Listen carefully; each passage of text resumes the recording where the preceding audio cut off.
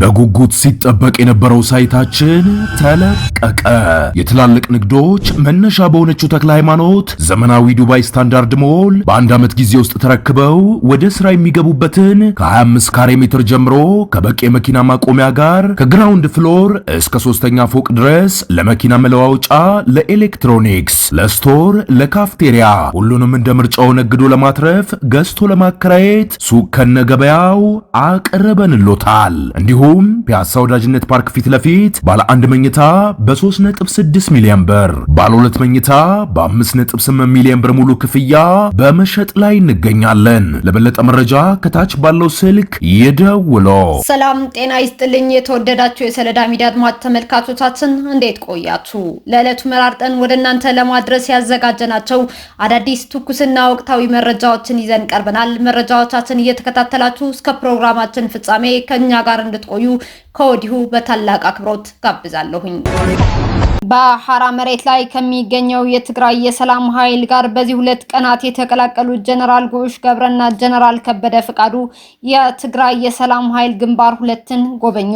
በቅርቡ ከትግራይ ክልል ወደ አዲስ አበባ የተጓዙትና እንዲሁም በዚህ 2 ቀናት በትግራይ ውስጥ በሰላማዊ መንገድ ለመታገል ያደረግነው ጥረት አልተሳካም። ሻዕቢያ ሙሉ በሙሉ ትግራይ ገብቷል። ስለዚህ ይህ ሻዕቢያን የጋበዘው ኃይል በሰላማዊ መንገድ ሳይሆን በጠመንጃ ነው የሚወገደው ብለን ሐራ መሬት ተቀላቅለናል፣ ለመታገልም ወስነናል ሲሉ ያስታወቁት ጀነራል ጎሽ ገብረና ጀነራል ከበደ ፍቃዱ የሐራ መሬቱ የትግራይ የሰላም ኃይል ግንባር 2 ከሚገኙ ታጣቂዎች ጋር በዛሬው ዕለት የመተዋወቅ ጉብኝት አድርገዋል። ጀነራል ጎሽ ገብረና ጀነራል ከበደ ፍቃዱ ከመጋቢት 21 2018 ዓ.ም ጀምሮ የትግራይ የሰላም ኃይል አባል በመሆን ከግንባር 1 ታጣቂዎች ጋር የመተዋወቅ ስራን በይፋ መጀመራቸው ይታወሳል። ጀነራሎቹ የትግራይ የሰላም ኃይል ግንባር 2 ሰራዊት ዛሬ መጋቢት 23 2018 ዓ.ም ሲጎበኙም በሰራዊቱ ሞቅ ያለ አቀባበል የተደረገላቸው ሲሆን በጉብኝቱም የትግራይ የሰላም ኃይል ዋና አዛዥ ጀነራል ገብረ እግዚአብሔር በየነ ወዲያን ጥሩና ጀነራል ዘውዱ ኪሮስም ተገኝተዋል። የትግራይ ክልል የምክክር መድረክ መካሄድ ጀመረ።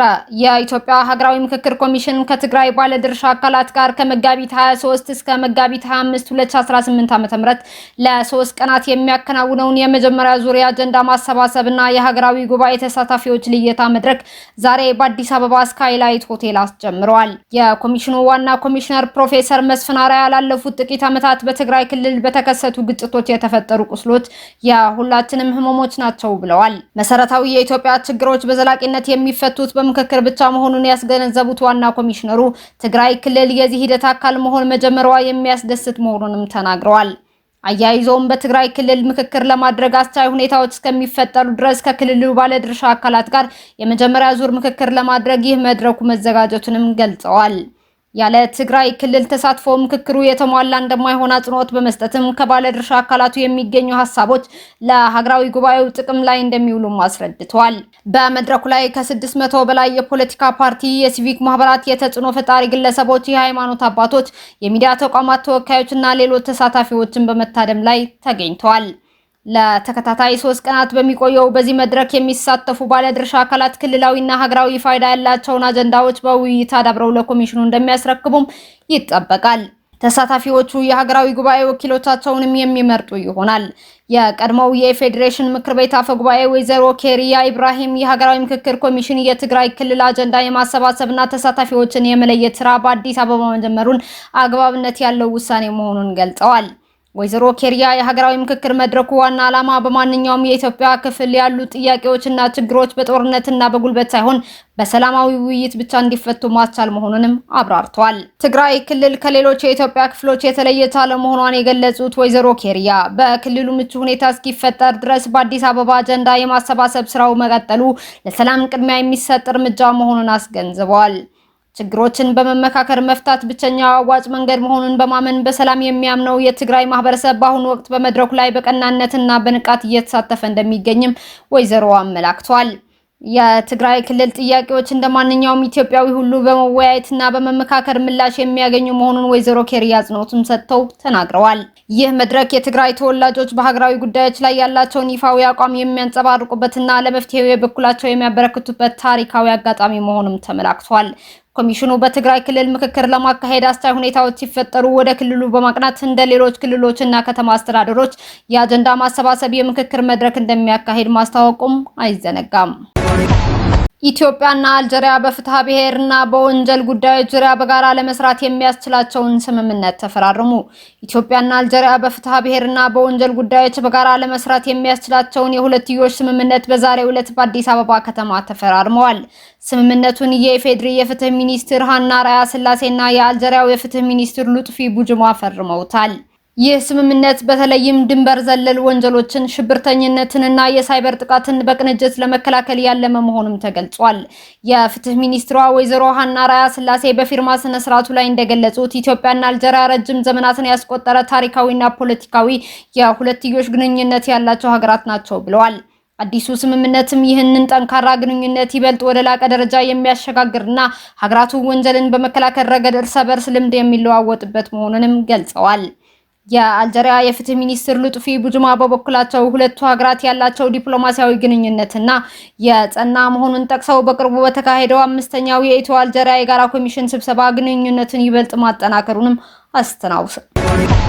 የሩሲያ ወታደራዊ አውሮፕላን በክሬሚያ ላይ ተከስክሶ የ29 ሰዎች ሕይወት አለፈ። የሩሲያ መከላከያ ሚኒስቴር ዛሬ ረቡዕ ዕለት እንዳስታወቀው ከወታደራዊ አውሮፕላኖች አንዱ በክሬሚያ ልሳነ ምድር ተከስክሶ የ29 ሰዎች ሕይወት አልፈዋል።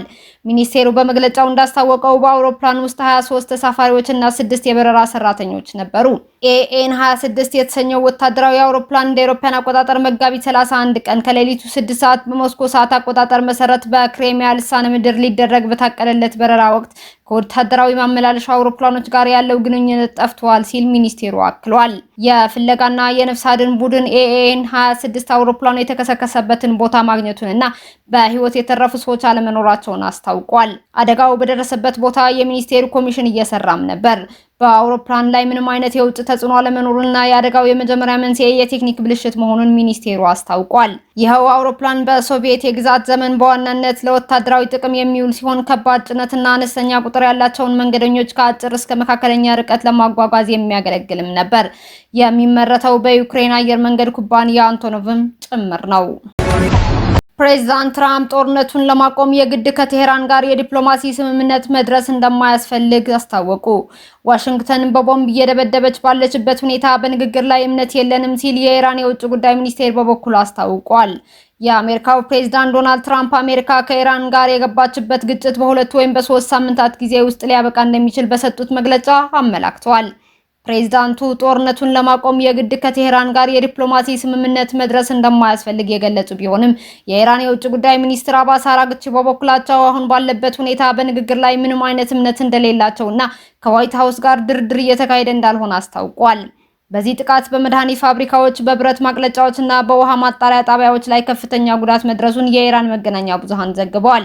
በእስራኤል በኩል ደግሞ ከኢራን ከየመንና ከሊባኖስ የሚሰነዘሩ የሚሳኤልና የድሮን ጥቃቶችን ቀጥለው የሚገኙ ሲሆን በሰሜናዊና መካከለኛው የእስራኤል ክፍሎች የሳይረን ድምጾችና የኃይል መቋረጥ መከሰቱም ተገልጿል። ይህ ቀጠናዊ ግጭት በዓለም አቀፍ የነዳጅ ዋጋና በኢኮኖሚው ላይ ከፍተኛ ጫና እያሳደረ ሲሆን በባህረ ሰላጤው ሀገራት ኩዌት፣ ባህሬንና ሳውዲ አረቢያ አካባቢም የድሮን ጥቃቶችና የጸጥታ ስጋቶች እየተስተዋሉም ይገኛሉ። ምንም እንኳን አሜሪካ ግጭቱን በአጭር ጊዜ ውስጥ የመቋጨት ፍላጎት እንዳላት ብትገልጽም በእስራኤልና በኢራን መካከል ያለው ፍጥጫ በቀላሉ ሊቆም የሚችልበትን እድል አጠራጣሪ እንዳደረገው የዘርፉ ተንታኞችም እየገለጹ ይገኛሉ። እስካሁን አብራችሁን ከኛ ጋር ስለነበራችሁ እያመሰገንኩኝ በሌሎች መረጃዎች እስክንመለስ እንደተለመደው የሶለዳ ሚዲያ ቤተሰብ በመሆን ላይክ፣ ሼር፣ ሰብስክራይብ ማድረጋችሁን አትርሱ። አዳዲስ ትኩስና ወቅታዊ መረጃዎቻችን በቶሎ እንዲደርሷችሁ የደወል ምልክቷን ይጫኑ። ስኬት፣ ድልና ሰላም ለኢትዮጵያውያን። ሶለዳ ሚዲያ